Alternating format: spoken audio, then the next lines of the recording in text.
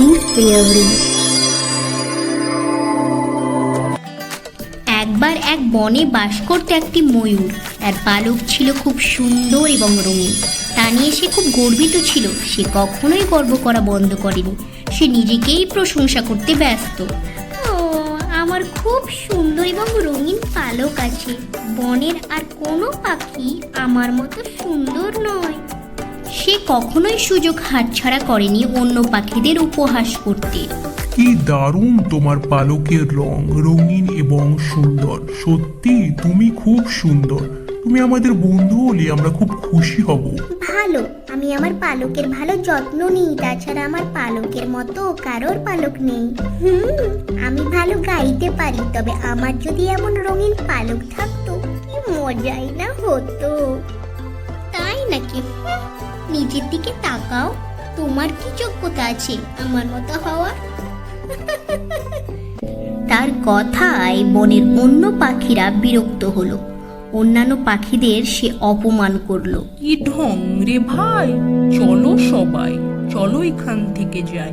বন্ধুত্ব করার কোনো মানেই হয় না। কিন্তু ময়ূর খুব অভিমানী ছিল। হ্যাঁ, তোমরা সবাই শুধু আমাকে হিংসে করো। একদিন ময়ূর ঘুরে বেড়াচ্ছিল। সে একটি সুন্দর ধপধপে সাদা সারস দেখতে পেল। সারসটি উড়ে এসে মাটিতে নেমেছে। ময়ূর সারসটির প্রশংসা করলো।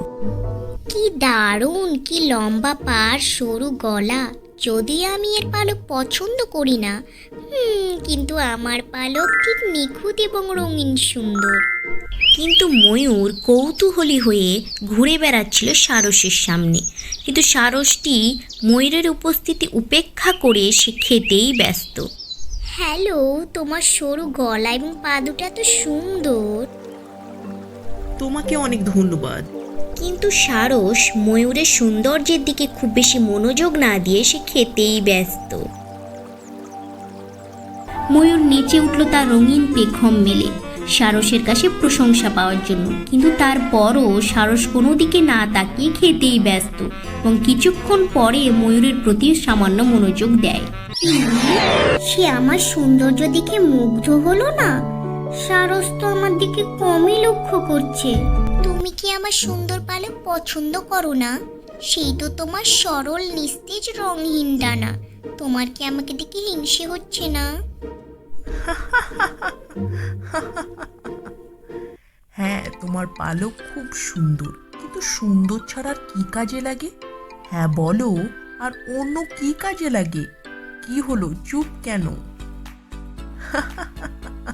আমার পালক হালকা, তারা সাদা রঙের হতে পারে, কিন্তু সেটা এতটাই শক্তিশালী যে ওই আকাশের প্রতিটি জায়গায় উড়তে পারি এবং সুন্দর সুন্দর দৃশ্য দেখি। তুমি কি পারো সেটা? তুমি কি পারো? ময়ূর দুঃখের সাথে মাথা নেড়ে না বলে। আমার অভিনব সুন্দর পালকের দরকার নেই। আমার যা আছে সেটাই আমি পছন্দ করি। তাছাড়া আমাদের নম্র এবং বিবেচনাশীল হতে শেখা উচিত। নিজেকে নিয়ে এত গর্ব করার কিচ্ছু নেই।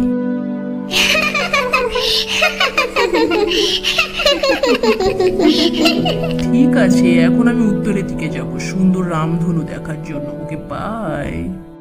এই বলে সারসটি আকাশে উড়ে গেল। ময়ূর লজ্জায় মাথা নিচু করে নেয়। ভুল বুঝতে পেরে সে তার পুরনো বন্ধুদের সঙ্গে দেখা করতে যায়। সে যাই হোক, সে যে একমাত্র সেরা ছিল না সেটা সে বুঝতে পেরেছিল। এই গল্পটি থেকে আমরা কি শিখলাম? The moral of the story, একটি ময়ূর এবং একটি সারস। এই গল্পের নৈতিকতা হলো যে অন্যদের চেহারার উপর ভিত্তি করে বিচার করা বা তামাশা করা বুদ্ধিমানের কাজ নয়। কারণ প্রত্যেকেরই নিজস্ব অন্যান্য গুণাবলী এবং ক্ষমতা রয়েছে।